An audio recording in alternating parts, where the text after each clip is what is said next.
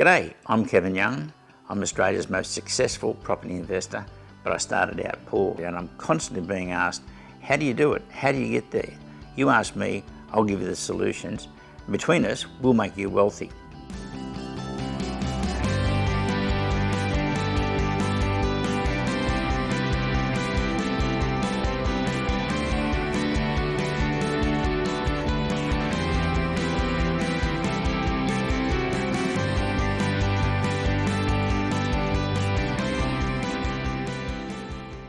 I wonder whether also compulsory superannuation hasn't lulled a lot of people into a false sense of security. Yeah, I think so. You might think, oh, well, I'm 60 years old, I've been paying into superannuation for the last 30 years. I'm sure there's enough there.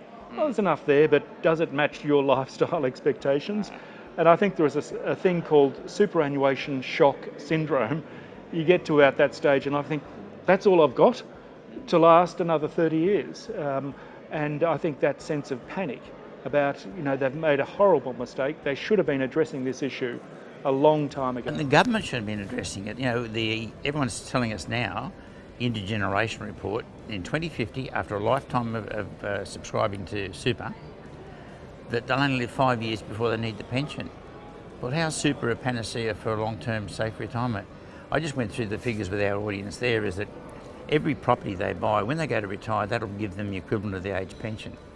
So if they want 10 times the equivalent of the age pension, which is now $325 a week, that's $3,250, which is not a bad income in today's dollars. So it'll be always adjusted for inflation, but you need 10 properties to get there. Yeah. So if you don't do that, you're going to be back dependent on the pension again, unfortunately. Well, I think it all comes down to whether, in fact, you have the presence of mind and the individual honesty to face up to the fact that you have to own this. The government's not going to save you. The earlier you can wake up to the fact that this is your future, you need to be addressing it from an early age. And I think groups such as yours is part of it.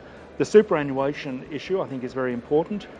Yes, it does make a contribution, but maybe I'm cynical. I just don't know how governments are going to keep their hands off that pot of money going into the future. And the industry, the superannuation itself is not helping the matter, because they're lulling everyone into that false sense of security, you said, because they're saying, put your money into super, you'll be looked after in the future. They should be saying, put your money into super and it'll look after you for 5 years in retirement. Yeah.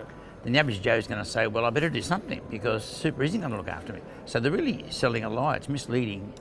Well, yes, I think. And deceptive. But I also think that people want to believe the lie. It's not so much a lie. I think some people want to believe that if you've been paying into super for 30 years or something, you'll be right. Well, you'll be right if you want the pension plus a little bit.